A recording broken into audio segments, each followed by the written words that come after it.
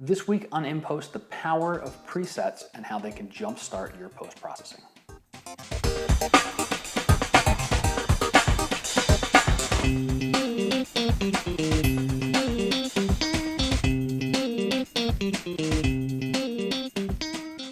Hi everybody, welcome to In Post, this series where I walk through the post-processing of an image, usually a photo from a corresponding in the field episode. And this week processing a photo of the Golden Gate Bridge in San Francisco. If you hadn't seen the in the field episode, for some behind the scenes look at what went into making the photo and choices I made with the composition, check out that video as well.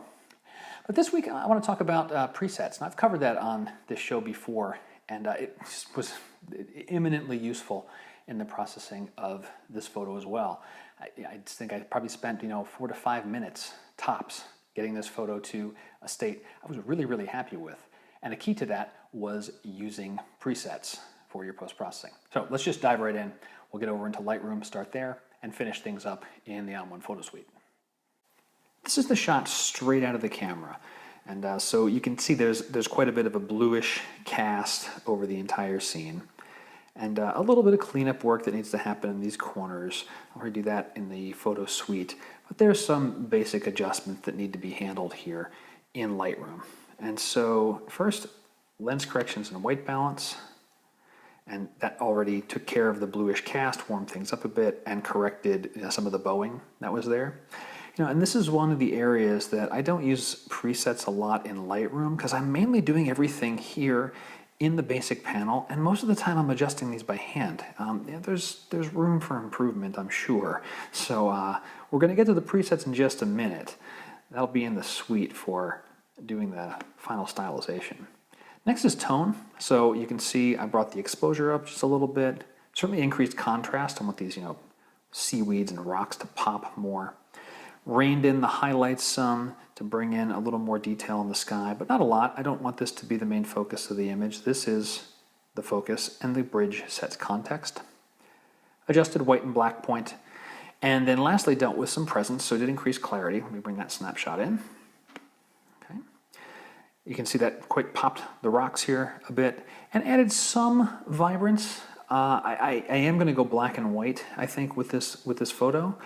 But I did want a little more of the color in the sky and a little bit of these reds that are coming in the seaweed. That's it in Lightroom. There's nothing else that I'm going to do here. I'm going to do everything else in the suite. So let's pop over into OnOne and finish this thing up. All right, so I've jumped right into effects. I did a very brief magic eraser on some seaweed that was here and here. We talked about that in Lightroom. But for this image, I am going to go black and white, and as opposed to using the black and white module, I'm going to go look at some presets that I have. And I've got one I call basic black and white in like a sandbox area where I just store things until I'm sure I want to put them into a category that means something.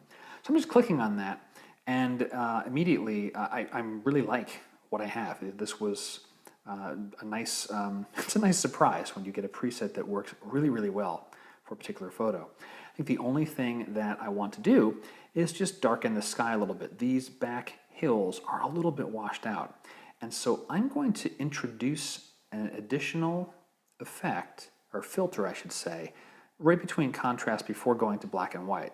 So I'm going to click on dynamic contrast, and then I'm going to add an adjustable gradient by clicking that. Now the default is lighten, the opposite of what I want. I want to darken it. Click on darken, and that's a little bit dark. Let's bring the tone up a little bit. In the 30s looks pretty good. And then of course I'm going to raise the transition point to that back horizon.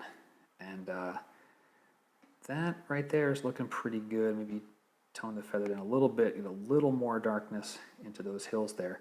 And that's pretty good. Now this is also revealing some dust spots that I neglected to take care of in Lightroom. And I'll do that once I'm done here, with a quick spot removal to take care of those in Lightroom as a final touch. Looks like I got one down here as well. But that's it. Now I'm going to go back to the top of the effect, click on that, and I am happy. This is nice. I really like the feel of this photo. And this probably took me longer to talk about it than it did to actually do it.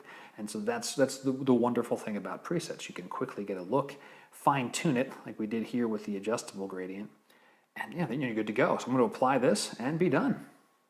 So the tip of the week, if you could not have guessed it, is create your own presets. You can start with other presets from other photographers or things that come built into the software you're using, and modify those and tweak those as you like, and then save your own, because those will really speed things up. And occasionally you get nicely surprised where a preset that you wouldn't have thought worked well for a photo makes it look really, really good, or very different than what you had initially envisioned in a good way. So play with presets and work on them. And I've got to take this tip to heart for my Lightroom work, since I don't really use presets very much in Lightroom, but I think there is some things I can do there that'll help me speed up my processing as well. That is it for this week in Post. If you've got a question, I would love to hear from you. Reach out to me through my website, through social media. Twitter and G+ are pretty good. Through my website, guaranteed I'll receive the email, and I do my very best to reply to every one of your questions and comments. Really appreciate those coming in. And until next time, my name is Scott Davenport. Happy shooting.